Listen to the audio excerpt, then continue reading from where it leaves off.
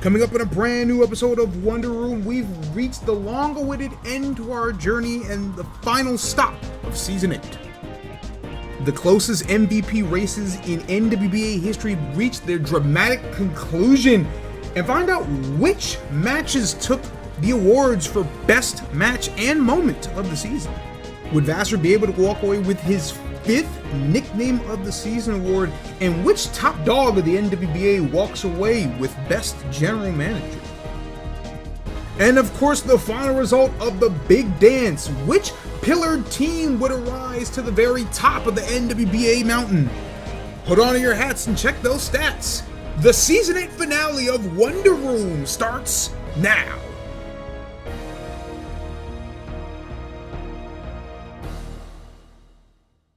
Hello everyone and welcome back to Wonder Room. I'm your host, King Vasser.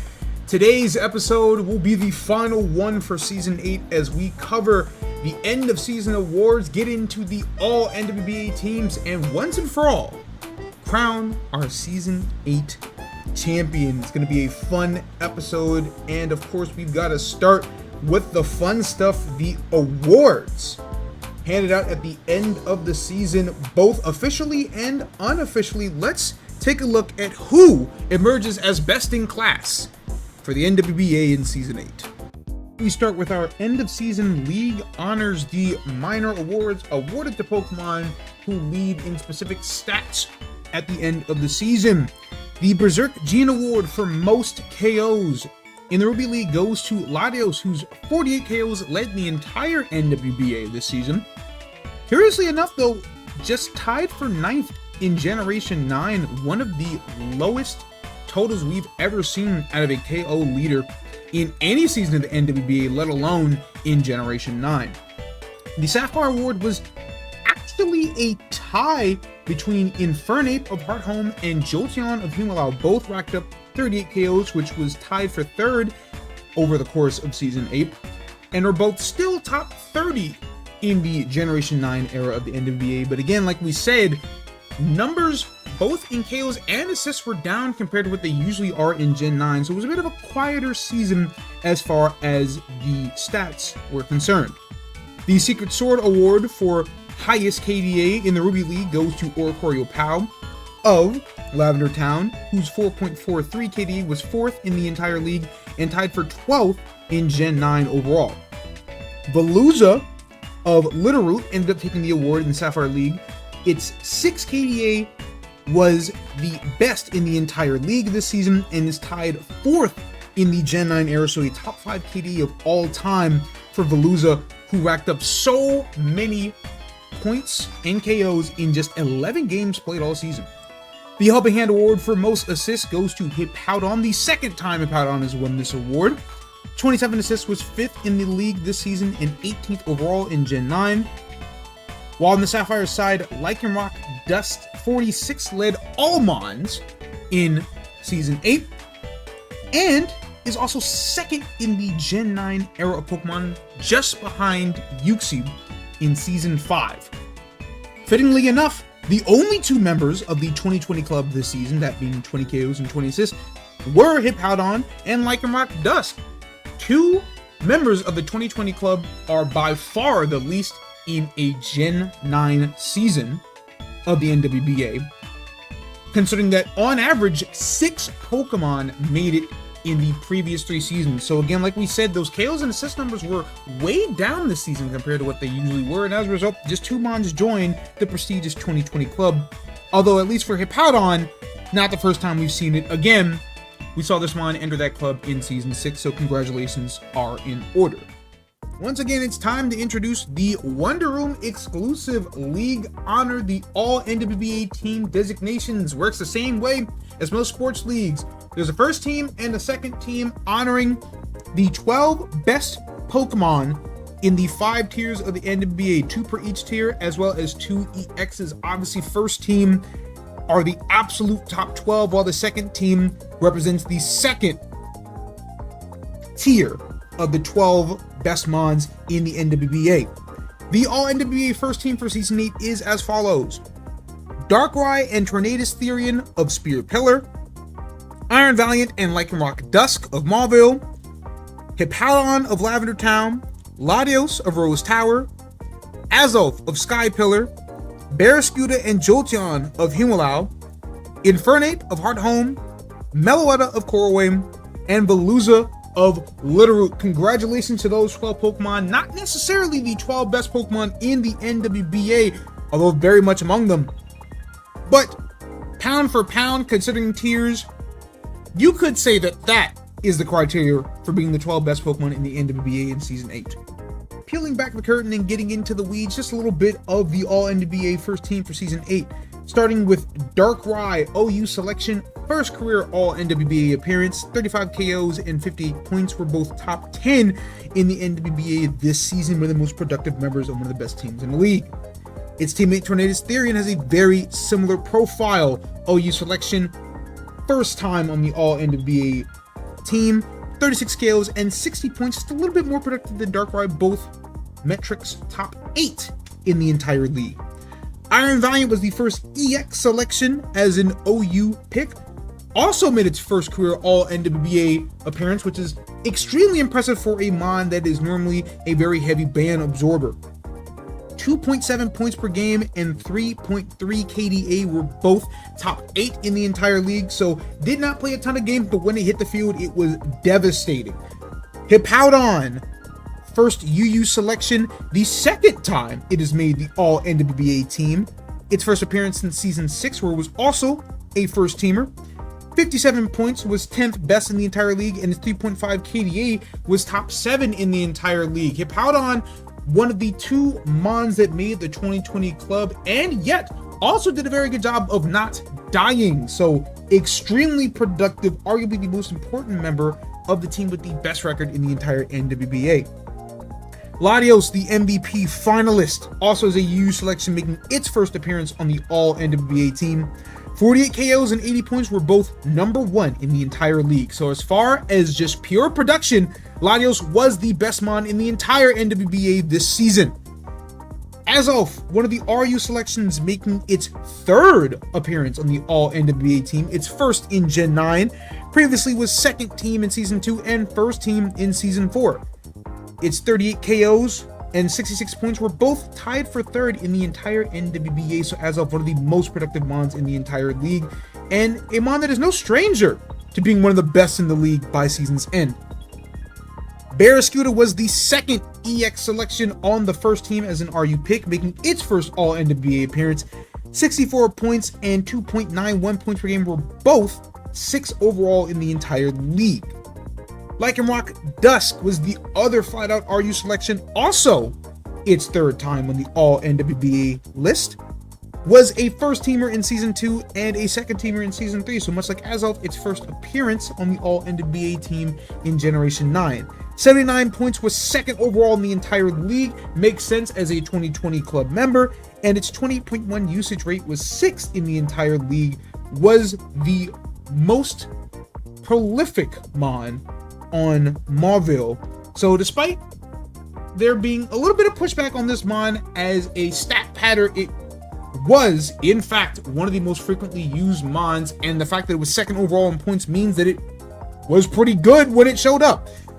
Infernape of Heart Home NU selection, 3-time All-NWBA appearance. As a matter of fact, its 3rd straight appearance on the All-NWBA team, was 2nd team both in Season 6 and Season 7, so Infernape getting better and better with each season, finally making an appearance on the first team. 38 KOs, was tied for 3rd in the entire league, and his 20.5 usage rate was 5th overall. While Infernape was on a team that did not make it to the playoffs, that doesn't mean that it wasn't productive. You see that from time to time on these All-NWBA teams. You don't have to be a Mon that's in the playoffs to make it. Infernape a big example of that. Meloetta, the other NU selection, making its first appearance on the All-NWBA team. 42 KOs, was 2nd overall in the entire league. 66 points, was tied for 3rd.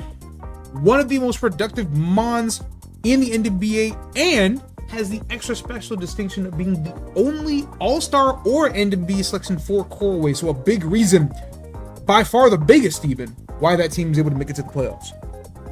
Jolteon, the first PU selection, making its first All-NWBA appearance.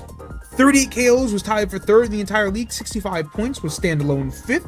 One of the top 5 Pokemon as far as pure production went in the entire league, and a big reason why Humalao was able to make a big push to repeat as champions in Season 8.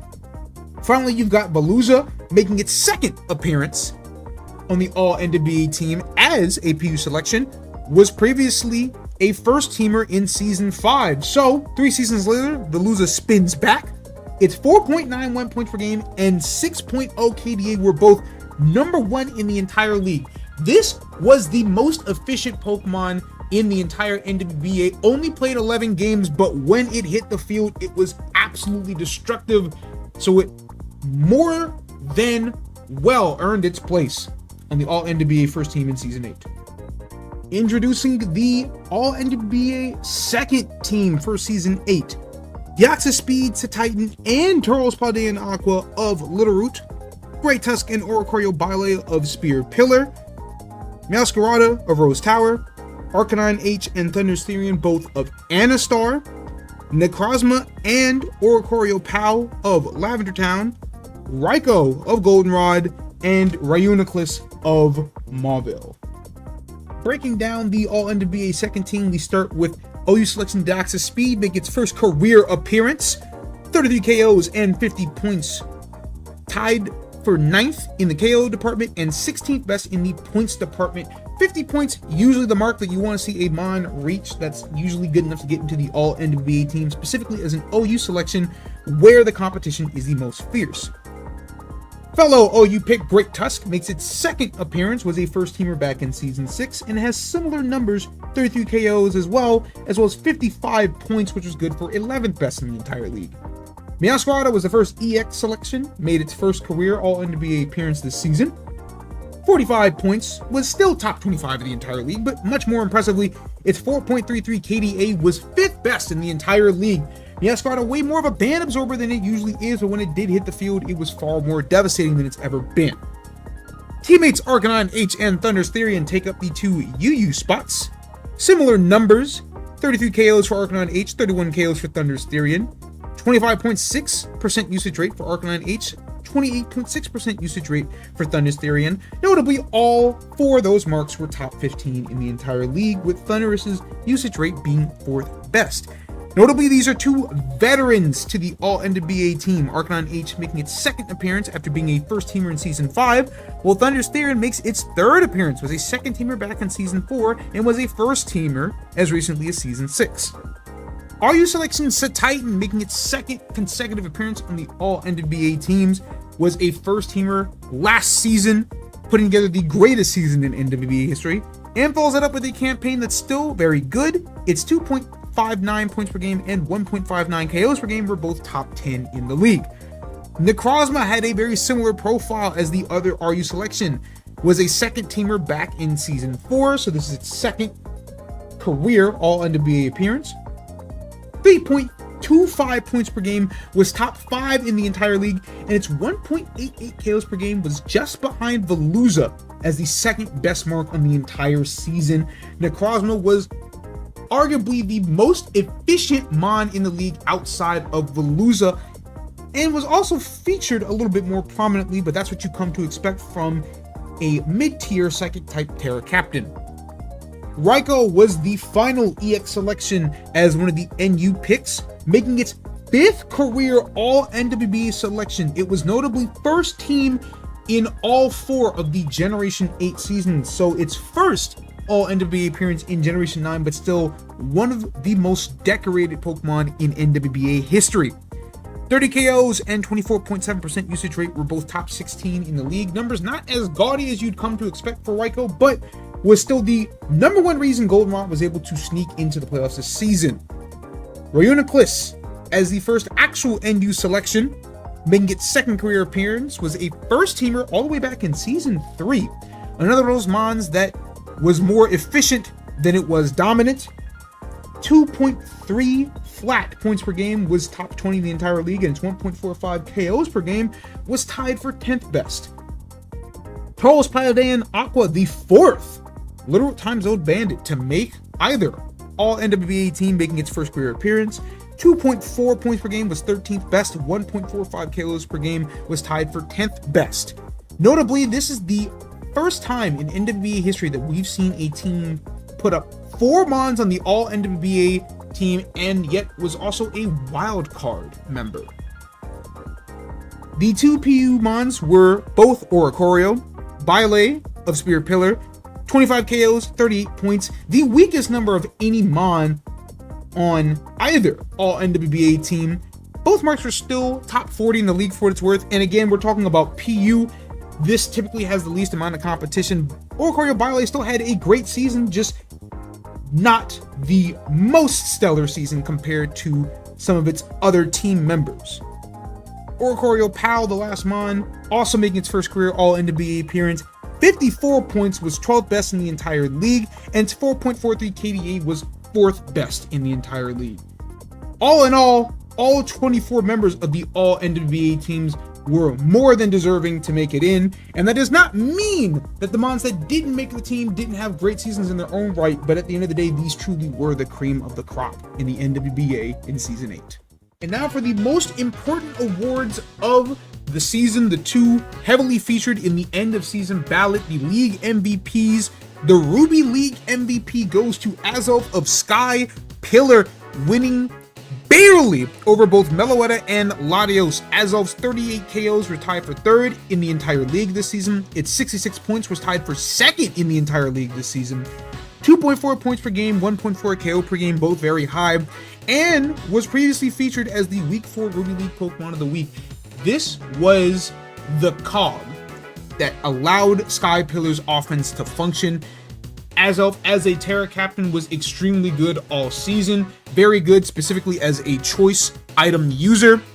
Again, it was a very, very, very close race between Latios and Meloetta all the way down the line, but the public thought that Azov was just a little bit more important to Sky Pillar winning than Meloetta was for Korowin or Latios was for Rose Tower, and for what it's worth, Sky Pillar was the 3 seed, 15-7, a great record, but not overwhelmingly great, but also not close enough to miss the playoffs like Koroway's 11-11 record was. So, as a result, Azov ends up winning the Ruby League MVP in the closest MVP race in NWBA history. Congratulations to Vasser and Sky Pillar for producing this season's Ruby League MVP. Your Sapphire League MVP for Season 8 is Jolteon of the Himalaya Swim Team, winning by just a single vote over Lycanroc Dusk. Not as crazy of a race because it was basically just between Jolteon and Lycanroc, but was still determined by just a single vote. Jolteon's 38 KOs were tied for 1st in the Sapphire League and tied for 3rd over the entire NWBA, and its 65 points were 2nd in the Sapphire League and top 5 in the NWBA as a whole. 2.3 points per game, 1.4 KOs per game, and much like Azov, previously featured as the Week 4 Sapphire League Pokemon of the Week. So Week 4 ended up being a bit of foreshadowing on the MVP race.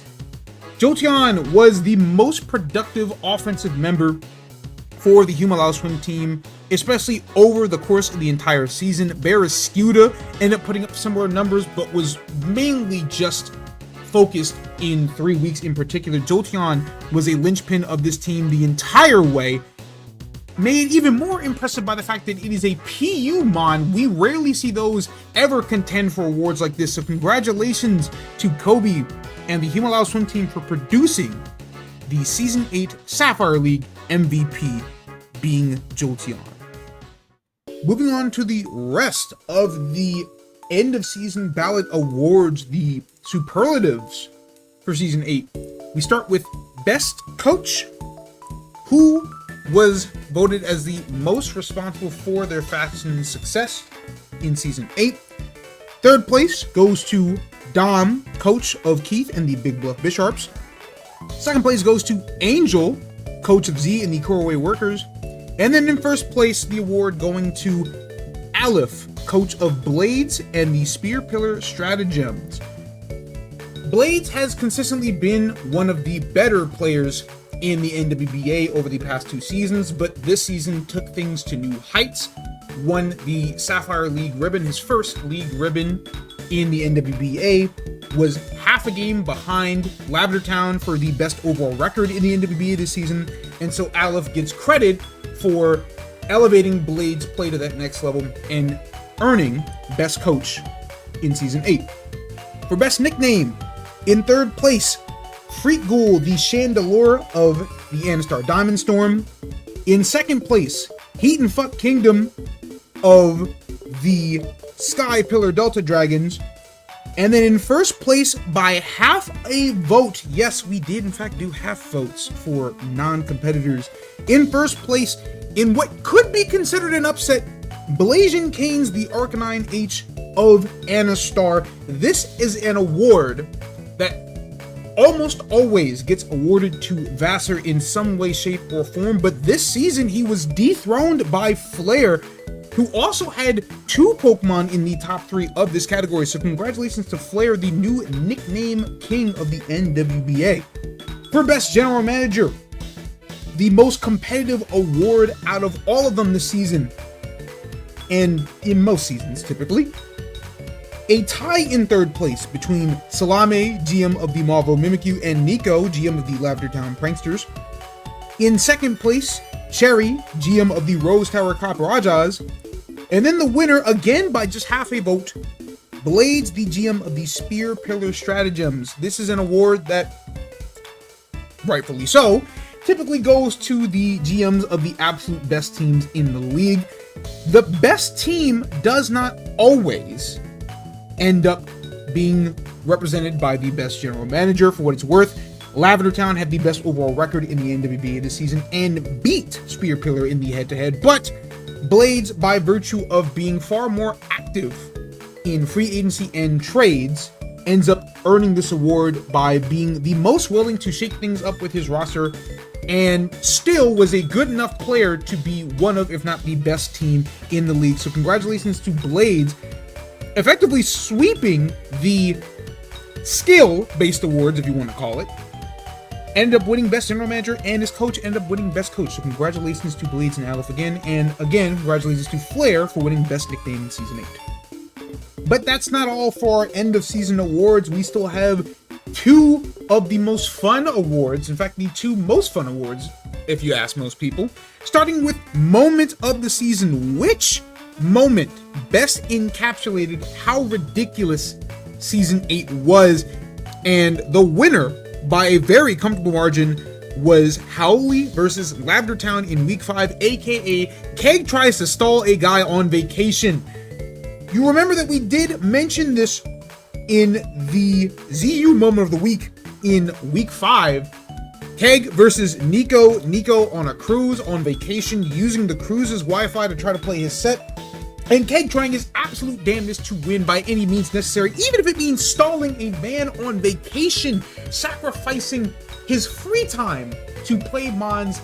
And here he goes, trying to drag this game out as long as possible to use the rest of Nico's Wi-Fi time. For shame!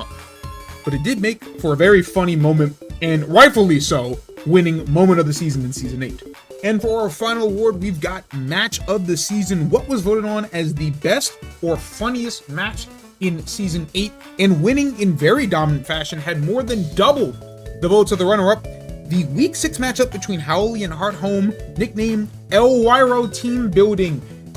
This was the epitome of throwing whatever at the wall. Keg and Howley still had an opportunity to make the playoffs coming into this set, but whether it be through burnout or Keg just deciding that it wasn't worth the trouble, brought some absolute nonsense in the team builder, giving Heart Home a very important win that almost catapulted Heart Home into the playoffs entirely, much to the chagrin of AZ and Littleroot, but at the end of the day, didn't really matter as far as the standings were concerned, and neither of the teams featured in this set eventually made the playoffs, but still, it was an absolutely hilarious showcase of team building, let's call it prowess, regardless of the fact that both of these teams were still in playoff contention at the time. So, rightfully so, the winner of Match of the Season goes to Keg and Ball Heat. So congratulations to them. For the second time in NWBA history, the 2 players featured in the Match of the Season. And now we've reached the end of our journey and get into the NWBA Finals for Season 8.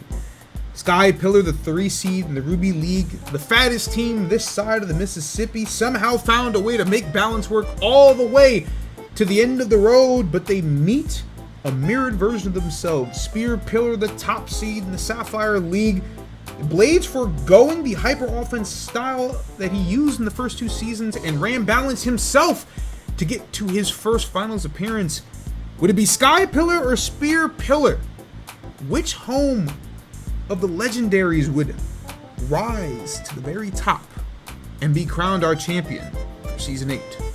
So here we go, the NWBA Finals, and with 2 teams as balanced as this, you know there's going to be a lot of positioning being jockeying for. Is going to be a longer pace set, but out the gate, it didn't look that way. Mixed Hydreigon picking up the KO almost immediately on Rhyperior, who goes straight for the Stone Edge to get some damage. Arcanine, Terra Normals to try to pick up the Revenge KO, but Hydra's able to live, so we move to the slow pace style that you'd expect to see from these 2 teams. Heatran gets up rocks, but that just allows Slowking to reception in to Great Tusk. And you look at Sky Pillar, they don't really have a great way of answering Great Tusk. Rocky Helmet, physically defensive Sylveon is their best method in handling such a threat. And you see that Slowking G's got Thunder Wave at the ready, so it's going to be a matter of whittling away at Sky Pillar's defenses. Sylveon does have Wish, so it's going to stay healthy, but it can't keep everyone healthy. Hydra gets sacked on turn 14 to a Tornado Steering and knockoff, revealing that it's weakness policy.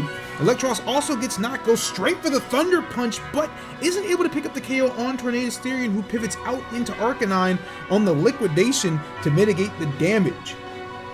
So Electros goes into Sylveon, but the Arcanine reveals that it's Morning Sun, so Spear Pillar even more equipped than Sky Pillar to withstand the long haul. Clodsire gets hit with a huge Psyshock, but it's able to get off a Toxic on Slowking on turn 21, but that just allows Slowking to go in to Great Tusk. And again, Sky Pillar doesn't have great recourse into Great Tusk, and even a physically defensive Sylveon is going to get taken out in 2 attacks of a Headlong Rush. So Sylveon goes down to make it 5-4. Azov comes in for the Revenge KO. This thing is choice as it's been most of the season, but doesn't have a great neutral hit into Slowking, who easily takes the Psyshock and is able to Tilly Reception right back out into Arcanine, coming in on the Electros, who we already have seen is physical. This forces Heatran to come in, but it's a good choice for Sky Pillar. Heatran has Flash Fire, and Heatran's able to live the close combat, so thanks to the Spadef drop and the Flash Fire boost, Magma Storm is able to one-hit KO the Arcanine to tie this thing up at 4. But that just means Great Tusk is able to come in and pick up the Revenge KO with the knockoff on the Heatran. So Azov comes right back out, and while it does have Grass Knot that does a good 44% to Slowking, 44% is not enough to 2-shot a fully healthy Slowking, who's able to Tilly Reception right back out into Great Tusk yet again, which means Sky Pillar's gotta let something else go. This time it's Clodsire who goes down to the Headlong Rush, which means that Azov has to come back in. This time it's Tornadus Therian's time to take an attack. Azov U-turns out into Electros, which can pick up the KO on Tornadus Therian, but of course that great speed allows Tornadus to go into Superior. Electros tries to catch Great Tusk, instead has to Terra Steel on the next turn. Superior scouts it out with the Substitute, and while the Drain Punch is enough to break the sub, Electros Terra Stealing means that it's susceptible to a Glare for Superior. A few turns later, Superior, still in, gets off Elite Seed. Electros is able to break through enough paralyses that's able to keep Superior below 25%, and then takes the Leaf Storm, breaks through paralysis once again, and picks up the KO with the Drain Punch. But severely chipped and Terra Steel means that a Great Tusk close combat is able to take out Electros, which means it's down to Azov, which, as we previously stated, does not have a neutral hit to be able to deal with Tusk, Slowking, and Tornadus Therian, so it has to settle for Psyshock, and Slowking lands the Thunder Wave on turn 45 to ensure that Spear Pillar is going to be able to pick up the Game 1 victory. The Psyshock just for good measure. Slowking finally goes down to the Toxic, but that just means Great Tusk is able to come in, pick up that KO. It's a close but decisive Game 1 victory for Spear Pillar. Game 2, Tornadus Therian and Azelf the leads. Azelf revealing that it's Scarf for sure, gets off that U-turn.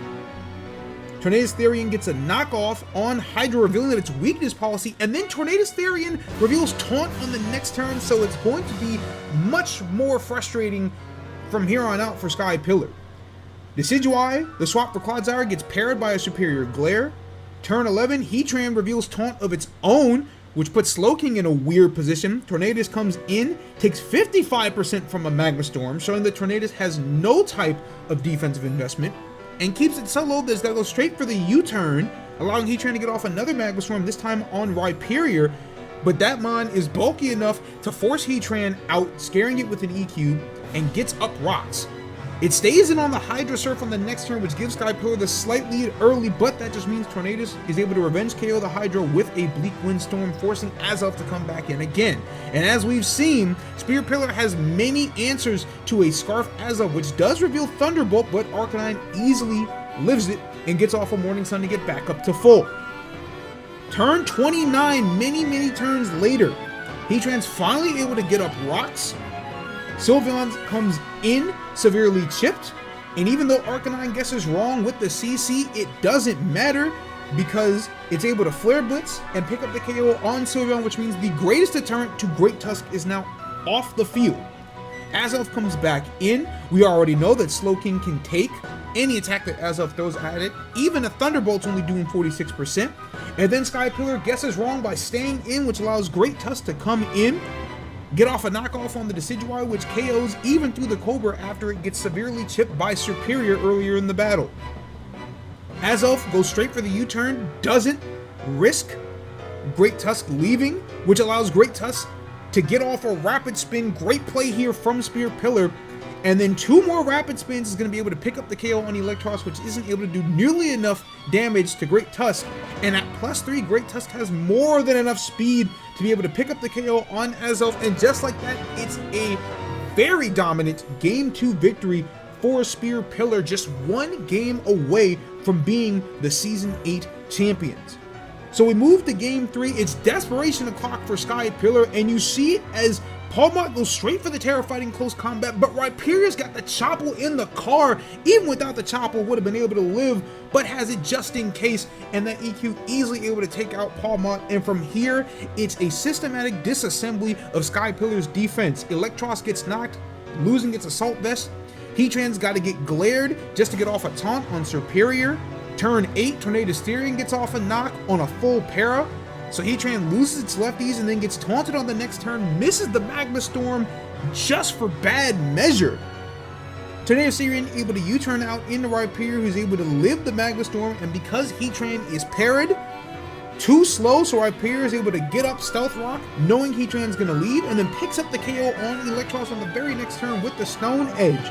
So Sky Pillar at this point, their backs are already against the wall, even though it's only 4-6. Azelf guesses wrong again on the Slowking, not like it mattered. Slowking was at full, which means it's able to Chilly Reception out easily into Great Tusk, who picks up yet another KO on the next turn with the Headlong Rush, knowing that Sky Pillar only has so many answers. Turn 17, Sylveon is able to dodge a Thunder Wave, some good luck for once, and even though it gets Slowking low, it has Slack Off anyway, so Slowking proving to be pretty much impossible to KO for Sky Pillar. Turn 28, Sylveon gets knocked off, which means the Rocky Helmet is finally down, which means Great Tusk can attack into it with no worries whatsoever.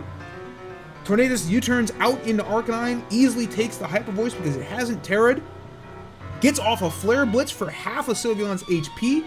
Sylveon's able to get up a Reflect and then a Wish as Arcanine goes for the Morning Sun, but the second Flare Blitz crits through the screen anyway. It's down to just Azelf and Decidueye, and we already know that Azelf doesn't really have any sort of good hit in the Slowking G, and from here on out, Sky Pillar basically concedes the championship. Slowking Chilly Reception's out on a Decidueye switch into Tornadus Therian. The Bleak Windstorm barely misses out on the KO, but Decidueye doesn't have a great attack into Tornadus anyway, especially not that it's already lost its item. The U-turn into Arcanine takes care of the Decidueye, and on turn 36, Arcanine Terra Normals goes for the extreme speed, picks up the KO, and thus awards Spear Pillar in very surprisingly dominant fashion the 3-0 victory, crowning them as your Season 8 NWBA champions. Great Tusk, 10 KOs, no deaths, easily winning Finals MVP. Sky Pillar gets 3-0'd, the MVP Azov held to -2 points. Vasser becomes the first GM in NWBA history to lose multiple NWBA Finals as Spear Pillar emerges the best team in Season 8. And so we honor the Spear Pillar stratagems and welcome them into the NWBA Hall of Fame as your Season 8 champions. They were arguably the most dominant team in the entire league. From wire to wire, they were one of the absolute best. 10-1 record in the first half of the season, only really faltered in the final week of the regular season, and that gave them all the information that they needed to pull off one of the most dominant playoff runs we've ever seen. Third time proves to be the charm for Galarian Blades, one of the best 3-season resumes that we've seen in NWBA history, and culminates in an NWBA championship. So once again, congratulations to Blades and the Spear Pillar stratagems for becoming your NWBA Season 8 champions. Alright friends, that does it for today's episode, and that does it for Season 8 of the NWBA. Thank you all for watching this entire season.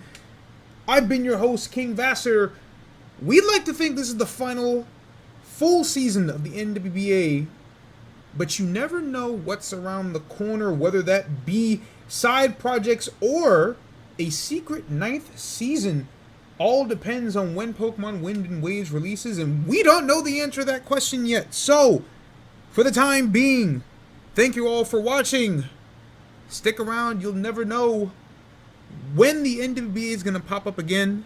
But until then, take care. We'll see you later.